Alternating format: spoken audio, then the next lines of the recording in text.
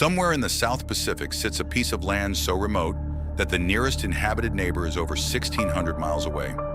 No radio signal reaches it by accident, no ship stumbles onto it. And for most of the 20th century, the story we told about the people who lived there was this.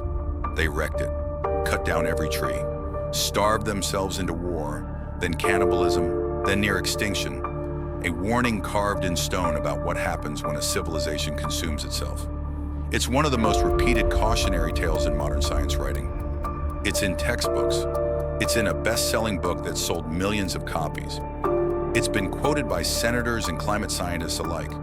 And in the last 15 years, piece by piece, the actual evidence has quietly taken that story apart. Not softened it, not complicated it, contradicted it, point by point, with soil samples, Obsidian tools, and population math that doesn't add up the way the old story needs it to. So what actually happened on Easter Island? And why did we want so badly to believe the wrong version? To understand why this story matters, you have to understand the place itself, because the geography alone should stop you before you even get to the statues. Rapa Nui, the name the island's own people use for it, long before any European sailor slapped a religious holiday on his ship's log and called it Easter Island, sits in the southeastern Pacific, 1,400 miles from the coast of Chile, and roughly 1,100 miles from Pitcairn, its nearest inhabited neighbor. It is by most measures one of the most isolated inhabited places on the planet. The entire island covers 63 square miles. You could fit it inside a mid-sized American city with room to spare. And on that speck of volcanic rock, surrounded by open ocean in every direction, a Polynesian civilization built one of the strangest and most ambitious sculptural traditions in human history. The Moai. You've seen them, even if you didn't know the name. Nearly 900 monolithic stone figures scattered across the island, most concentrated along the coastline where they stand on massive stone platforms called ahu. The average Moai stands about 13 feet tall. Some reach over 30. The largest one ever attempted, still lying unfinished in the quarry where it was carved, abandoned mid-project for reasons nobody fully understands, measures nearly 70 feet, roughly the height of a 7-story building. The average finished statue weighs around 14 tons. Some exceed 80. Every one of them was carved from volcanic tuff. Every one of them was moved without wheels, without draft animals, without paved roads, across miles of rough terrain. And every one of them was raised onto a platform with a level of precision that still makes engineers pause. That's the part of the story most documentaries linger on because it's visually stunning and it photographs well at sunset. But it's not the part that made Easter Island famous in the way it's actually famous. What made this island a household name? What turned it into a fixture of environmental science curricula and TED Talks and opinion columns about climate change was a different story entirely. A story about how it all supposedly ended. The version most people know comes largely from one source, a book called Collapse, written by the geographer and popular science author Jared Diamond, published in 2005. It became a massive bestseller, and it turned Easter Island into the go-to metaphor for ecological self-destruction. The opening chapter in a book about societies that chose, through short-sightedness and competition, to destroy the very resources they depended on. Diamond's account goes roughly like this. Polynesian settlers arrive on an island blanketed in dense palm forest.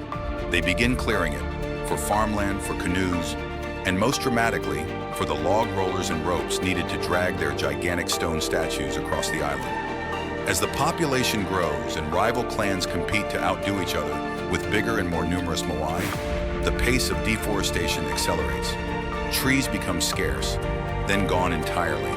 Without trees, there are no canoes, which means no deep-sea fishing. Without forest cover, topsoil erodes. Crop yields collapse.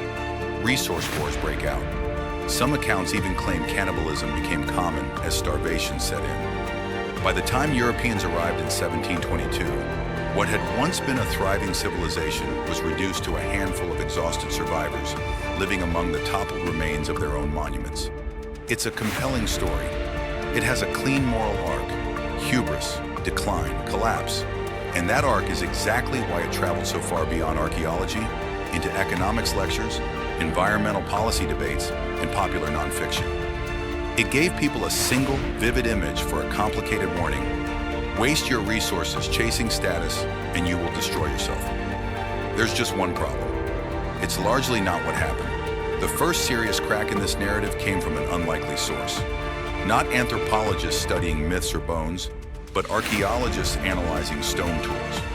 Researchers from Binghamton University and the University of Arizona conducted a large-scale study of obsidian artifacts scattered across the island. Obsidian, naturally occurring volcanic glass, was the primary material Rapa Nui Islanders used for cutting tools, and its production leaves a detectable trail across time. If the traditional collapse story were accurate, you'd expect to see exactly what the name implies: a society in freefall. Tool production should show a sharp, unmistakable decline at some point before European contact. Evidence of a population in crisis, too busy starving and fighting to keep making the everyday implements a functioning society needs. That's not what the data showed. Instead, obsidian tool production remained remarkably stable, continuing right up through the moment Europeans actually arrived. There was no dramatic population crash before 1722. Whatever was happening on this island in the centuries before Roggeveen's ships appeared on the horizon, it wasn't the sudden catastrophic unraveling the collapse narrative requires. And that was just the first thread the old story couldn't hold on to. Because the deeper researchers looked into the soil itself, into the very ground the islanders were supposedly destroying, the stranger and more impressive the real story became. The second blow to the collapse theory came from an unexpected direction: dirt. A team led by archaeologist Carl Lipo, a name that's going to come up more than once in this story because Lipo has spent the better part of 2 decades quietly dismantling the version of Easter Island most people grew up believing, turned their attention to the island's soil composition. What they found didn't fit the picture of a people who'd blindly stripped their land bare. Scattered across the island are formations known as lithic mulch gardens, or rock gardens. Sections of land where the islanders had deliberately covered the topsoil with broken fragments of volcanic rock. At first glance, to an untrained eye, this might look like clutter, debris, the kind of thing you'd expect from careless land use, not careful cultivation. It's the opposite. This technique, agronomists now recognize, is a genuinely sophisticated method of soil enrichment. The broken volcanic rock releases minerals slowly into the ground as it weathers. It retains moisture in an environment where rainfall could be unpredictable. It shields young plants from the near-constant wind that batters the island. In other words, this wasn't neglect. It was engineering, a specific, effective response to poor volcanic soil and a harsh growing climate, requiring exactly the kind of long-term ecological understanding you wouldn't expect from a society supposedly too busy competing over statues to think about tomorrow. Sit with that for a second, because it matters more than it might first seem. A civilization blindly consuming its environment doesn't develop deliberate, labor-intensive agricultural infrastructure. That's not what desperation looks like. That's what patient, accumulated knowledge looks like. The kind of knowledge that gets passed down across generations because it works, tested and refined over time, not improvised in a crisis. So if the islanders weren't the reckless architects of their own ecological ruin, something else had to explain what happened to the island's forests, because the forests really did disappear. That part of the old story checks out. Easter Island once supported dense stands of palm trees, and by the time European ships arrived, that forest cover was almost entirely gone. The trees are the one piece of physical evidence nobody disputes. The question was never whether the trees vanished. It's who or what actually did it. And here the story takes a turn that nobody saw coming, because the answer wasn't a person at all. It was a rat. Polynesian colonists, like most seafaring settlers throughout the Pacific, brought the Polynesian rat with them. Rattus excellens, a small, unassuming stowaway, carried deliberately as a food source, tucked into canoes alongside taro shoots and chicken. Rats were protein. Rats were insurance against a bad fishing season. Bringing them wasn't reckless. It was standard practice across an entire ocean of island-hopping cultures.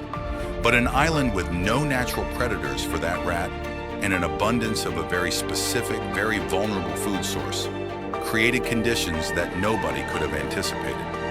Paleobotanists studying preserved plant remains found that the island's palm nuts, The seeds that would have grown into the next generation of forest show extensive gnaw marks, rat teeth, and the rat population, freed from anything that might have kept it in check, appears to have exploded at a scale that let it systematically consume the forest's ability to reproduce itself.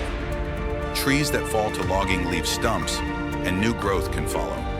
Trees whose every seed gets eaten before it can sprout simply stop existing, generation by generation, without a single axe ever being swung. That's a fundamentally different kind of deforestation than the one the old story describes. Not conquest, but attrition.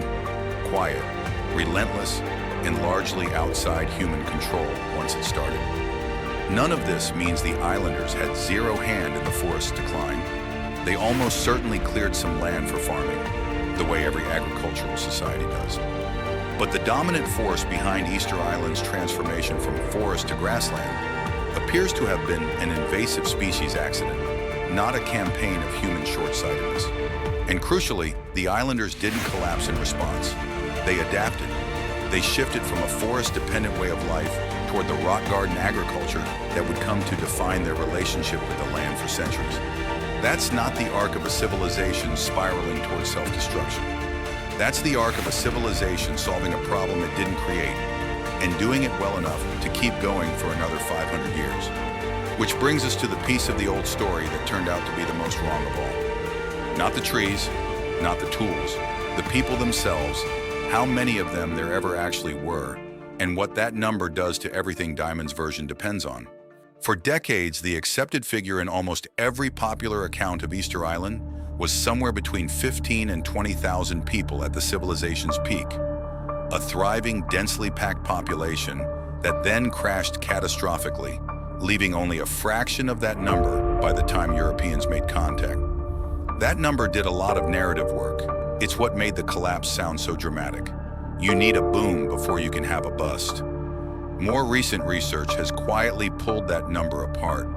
Using detailed analysis of the island's arable land, how much of it existed, what could actually be grown on it, and the caloric yield of the crops the Rapa Nui are known to have cultivated, researchers have concluded that the island's maximum sustainable population almost certainly never exceeded 3,000 to 4,000 people.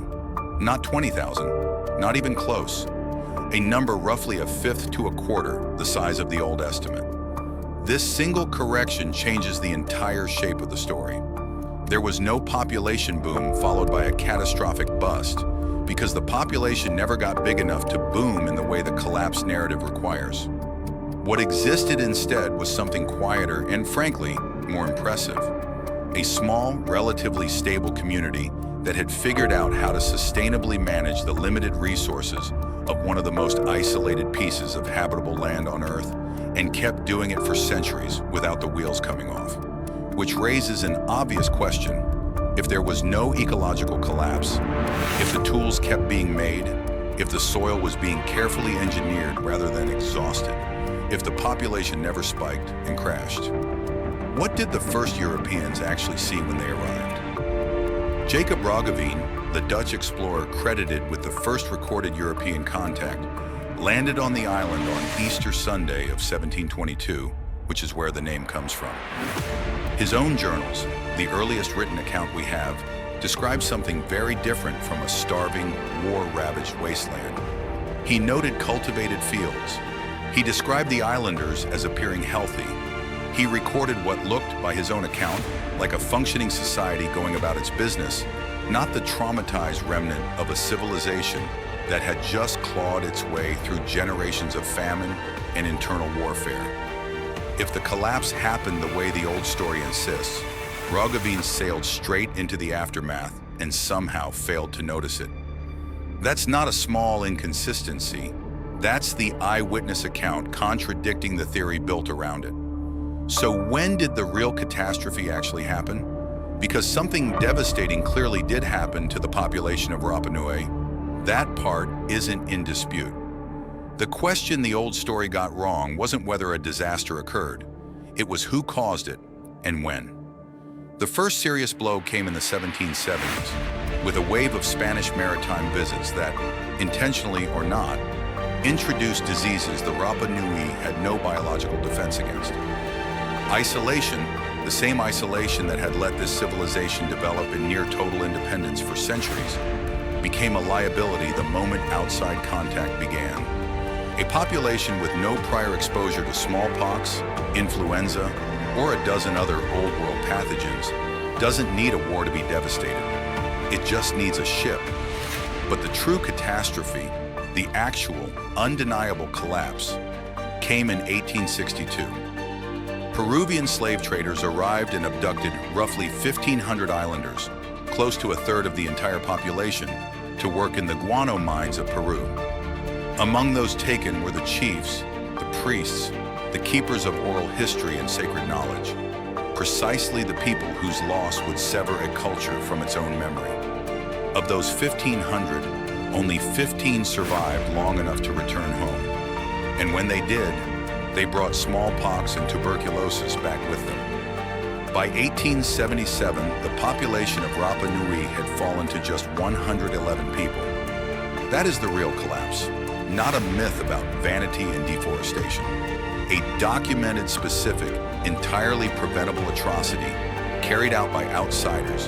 Decades after the civilization the old story blames for its own destruction had already proven, over and over, that it knew exactly how to survive on this island. Which leaves us with a very different question than the one the textbooks usually ask. Not how did they destroy themselves, but how did a community of a few thousand people with no metal tools, no wheels, and no draft animals manage to carve, transport, and raise nearly 900 multi-ton statues across one of the most isolated landscapes on Earth? The answer starts at a place called Rano Raraku, a volcanic crater on the island's eastern side that served as the quarry and workshop for nearly every moai ever made. If you want to understand how this civilization actually operated, not the myth version, the real one, this is where you have to start, because the crater itself is a kind of time capsule. Its slopes are littered with statues in every stage of completion, some barely outlined in the rock face, others almost finished but never fully separated from the stone they were carved from, abandoned mid-process, frozen at the exact moment work stopped. Roughly 400 moai remain here, unfinished, and that incomplete state turns out to be a gift for anyone trying to understand the actual production process, because you're looking at an assembly line caught in the middle of a shift. The carvers worked with hand tools called toki, basalt picks, nothing more sophisticated than that.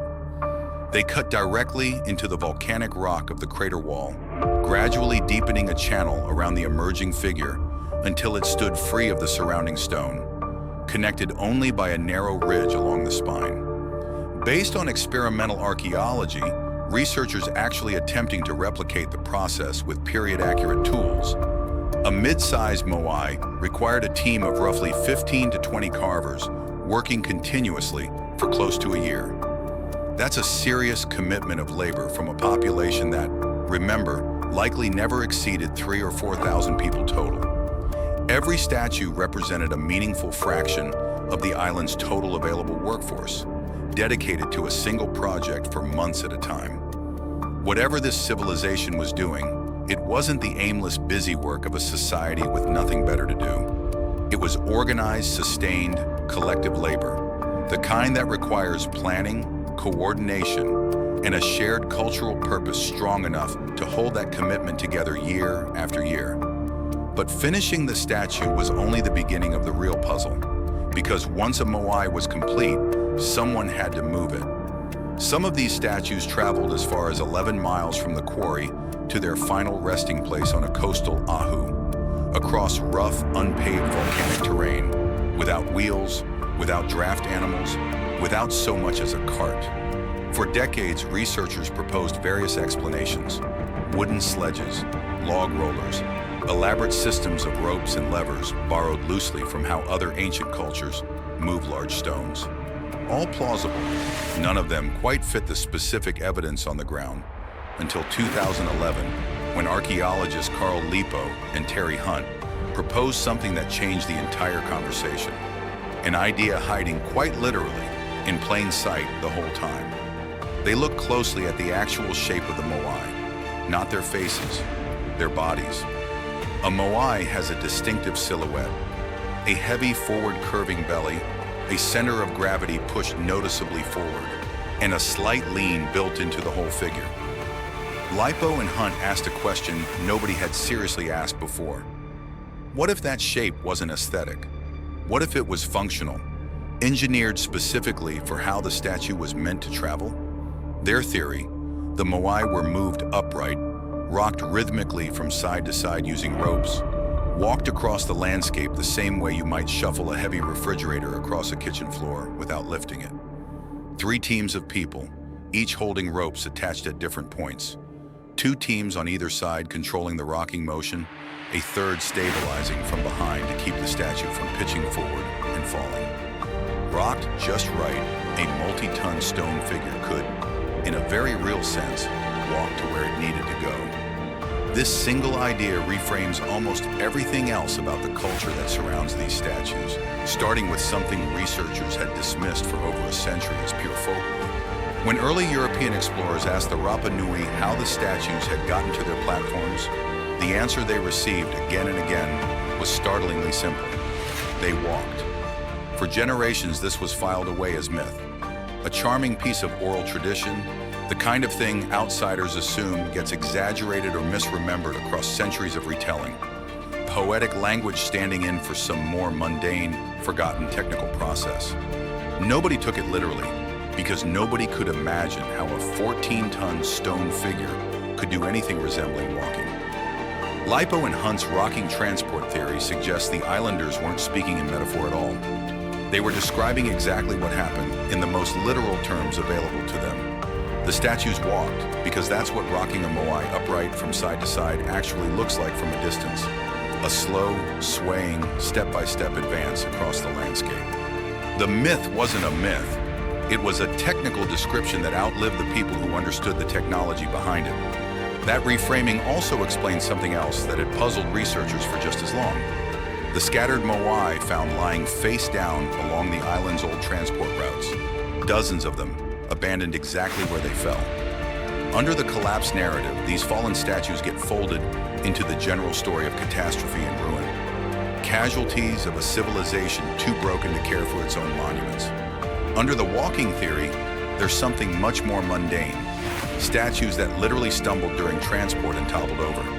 And once a moai fell during the journey, it apparently wasn't worth the enormous labor investment to raise it back up and continue. It was simpler to start carving a replacement. These weren't symbols of a dying culture. They were logistics, the ancient equivalent of a shipment that didn't survive the trip. In 2011, Lipo and Hunt tested the theory directly, not just in a lab, but in the field.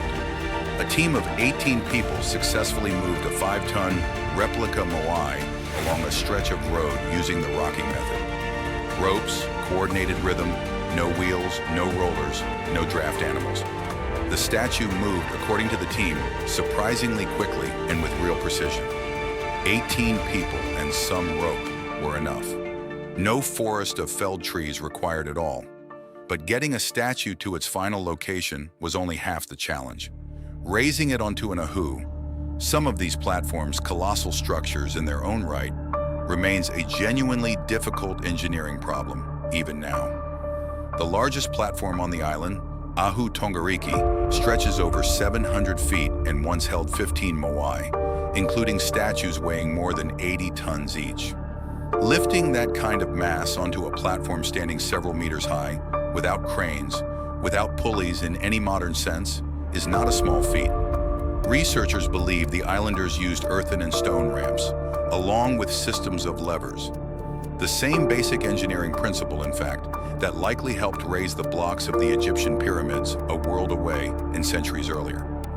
But Easter Island had far less timber available for those levers than Egypt did, and a far smaller workforce to call on. And they still managed it, roughly 900 times. There's one more detail about these statues that eluded researchers for far longer than it should have. Moai aren't just heads. For centuries, the statues standing on the slopes of Ranararaku were assumed to be exactly what they appeared to be from a distance. Enormous stone heads, half buried, gazing out at nothing in particular. Excavations conducted in 2012 by a team led by Joanne Van Tilburg of UCLA revealed something that upended even that basic assumption. Beneath the soil were full torsos, arms, bellies, intricately carved backs, some extending 7 meters below the surface. Some of these backs bear detailed petroglyphs, symbols researchers believe may have marked clan identity or carried religious meaning, invisible for centuries beneath accumulated sediment. The world had been looking at the visible tip of something far larger the entire time, mistaking a fraction of the statue for the whole, which turns out to be a fairly accurate metaphor for the story of Easter Island in general. Before we keep going, I want to take a moment and then get right back into it. If you've stayed with this video through the Obsidian data, the rock gardens, the population math, and the walking statues, you're clearly someone who wants the version of history that survives actual scrutiny, not just the version that makes a tidy metaphor. That's exactly the kind of curiosity this channel exists for, and we put out videos like this every single day.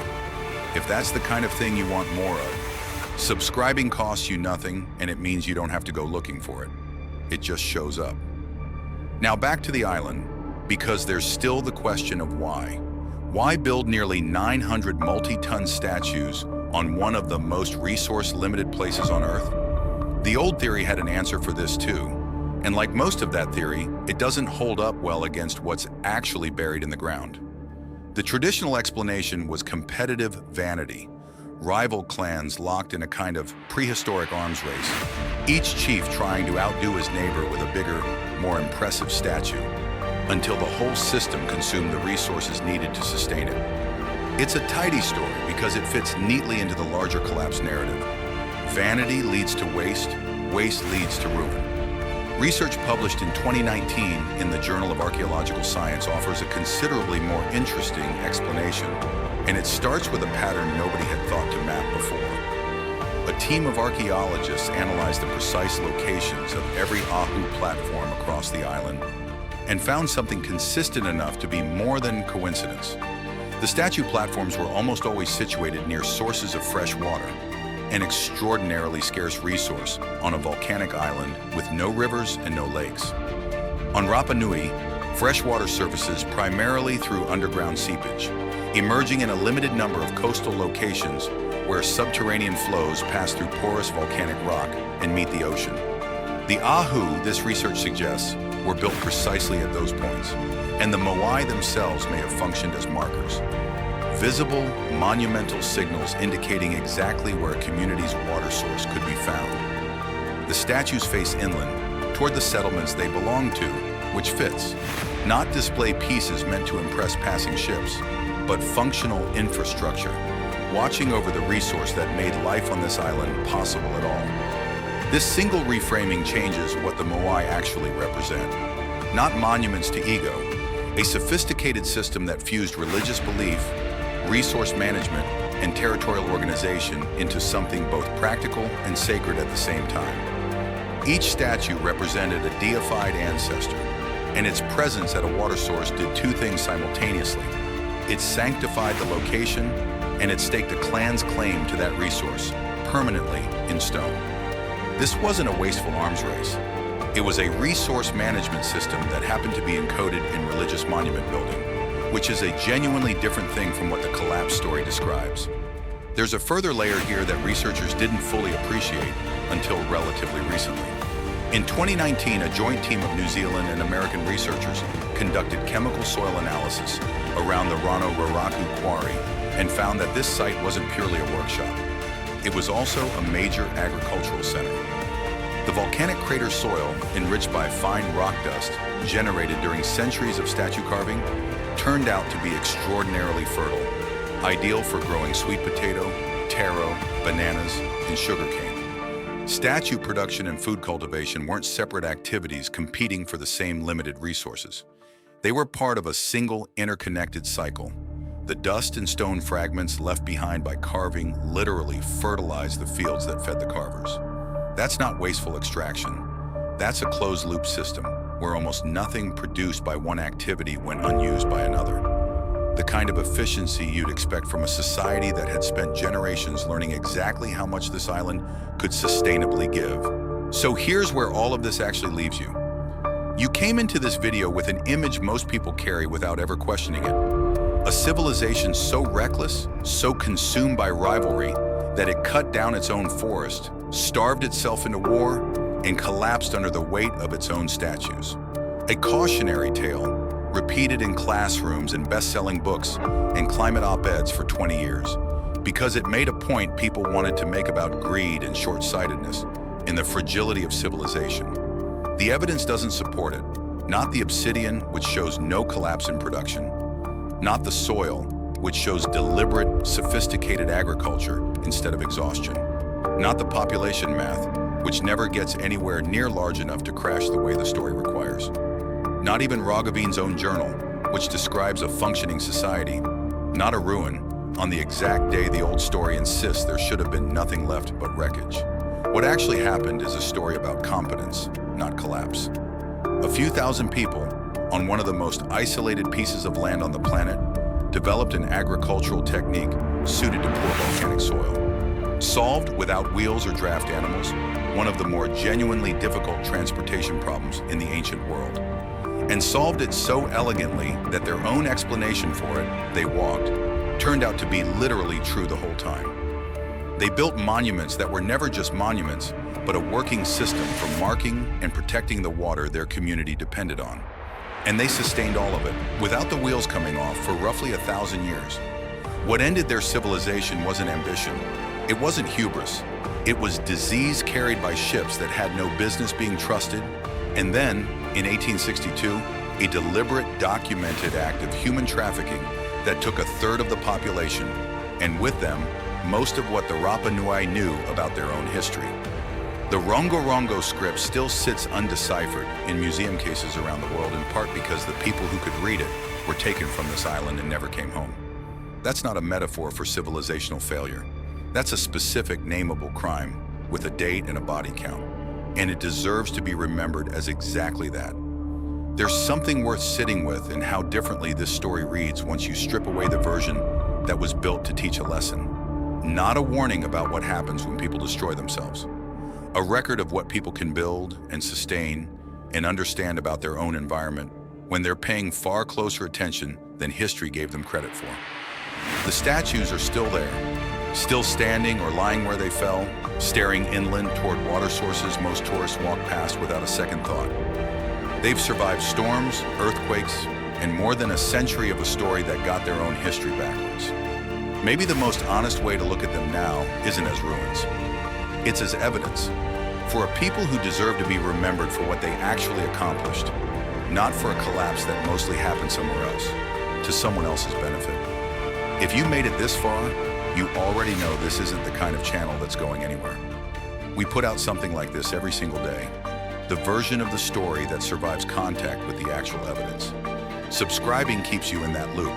And if this one changed how you think about something you thought you already understood, send it to 5 people who'd sit through something this long with you. Not everyone will. Some people do. Leave a comment, a real one. Tell me what part of this actually surprised you, and tell me what civilization, what island, what forgotten chapter you want us to dig into next. We'll be here tomorrow, still digging.